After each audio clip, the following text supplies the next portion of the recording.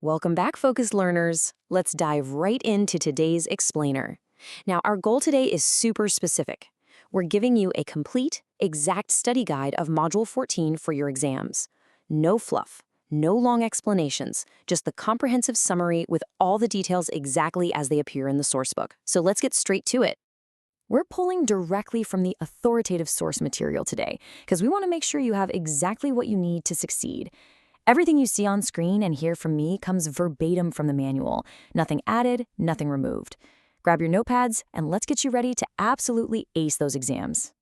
Okay, here's our clear roadmap to help this vital information really stick in your memory. We'll be covering the division of labor, worship and frontline duties, the teaching departments, support and logistics units, outreach and evangelism efforts, and finally, interdepartmental dynamics. Right, starting off with Section 1, the division of labor, we'll be focusing on understanding church administration.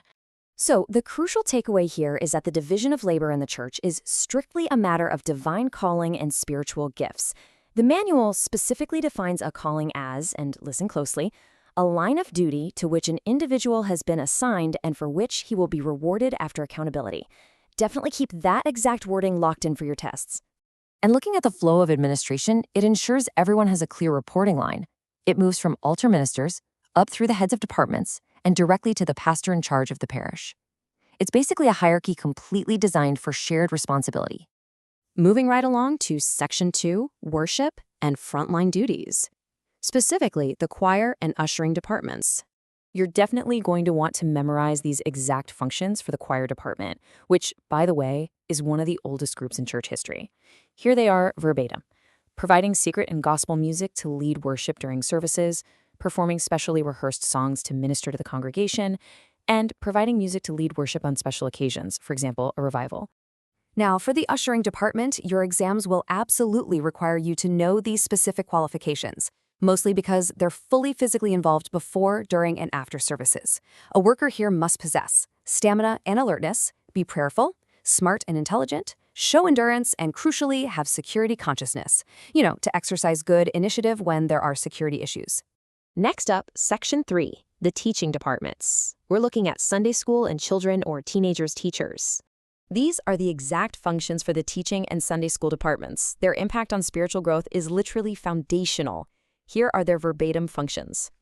Preview the Sunday school and baptismal or believers' teaching manuals. Prepare the Digging Deep materials. Provide counseling to their students, preparation of candidates for baptism, training of volunteers as workers, and providing regular reports to the pastor.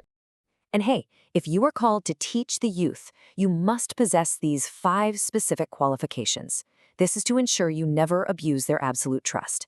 The manual lists them exactly like this: passion and love for children, understand their language, tolerant, dependable, and morally upright. All right, moving to Section 4, support and logistics units. That includes sanitation, engineering, and welfare. Notice the really fascinating contrast here between physical cleaning duties and material assistance duties. Both operate entirely behind the scenes, but they require very different qualifications.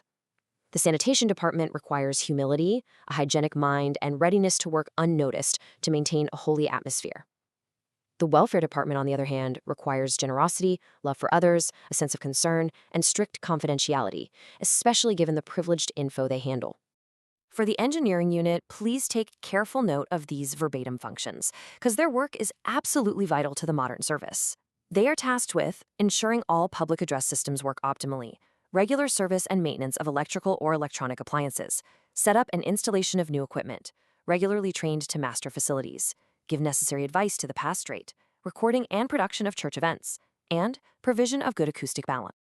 Okay, Section 5, outreach and evangelism efforts. We'll be covering evangelism, drama, and follow-up. So, stepping into the heartbeat of the Great Commission, here are the precise functions of the evangelism department, which actually encompasses the drama and follow-up subunits as well. Their core duties are verbatim: meeting regularly to plan and strategize, managing all available resources to achieve evangelistic goals, organize and stage drama playlets during church events, and providing regular reports of the activities to the pastorate. To succeed here, you really gotta be lively and energetic. According to the manual, workers need these exact qualifications: enthusiasm and passion for souls, ability to meet people and talk, ability to act on stage, that's for drama volunteers, time and availability, commitment and dedication, resilient, testimony of personal salvation, and finally, a good knowledge of the Bible. And finally, we reach Section 6, Interdepartmental Dynamics, Harmonizing the Lord's Vineyard. Let's contrast the dynamics of departmental interactivities. We're looking at when units work, when they meet, and what they wear. The choir is involved during the service and wears a uniform. Ushering operates before, during, and after the service, also in uniform. Sanitation works before, during, and after, but it's non-uniform. They wear jackets. And welfare is actually not involved during the service itself. They meet occasionally, and dress is generally required.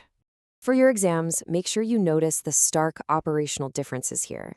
The uniformed roles are choir and ushering. The non-uniformed roles include the prayer band, teaching, engineering, and evangelism. They just dress as generally required of workers. This distinction really dictates how you might choose a department based on your availability and, well, your willingness to wear a uniform. Now, this brings us to a guaranteed exam question for workers in training. Can a worker join more than one department at the same time? Yes, it is possible to join more than one department, provided the functional time of duties do not overlap. So depending on your versatility, you could be in two groups, but you couldn't be an usher and a chorister simultaneously, right? Because both demand your full attention during the exact same service. I'll leave you with this final, genuinely beautiful thought directly from the manual. Moreover, it must be noted that no department is superior to another and none can perform at the exclusion of the other. All of them are complementary and mutually supportive. So, which of these vital roles will you step into? Review these verbatim points carefully and you'll absolutely ace that exam. Happy studying, and we'll catch you in the next explainer.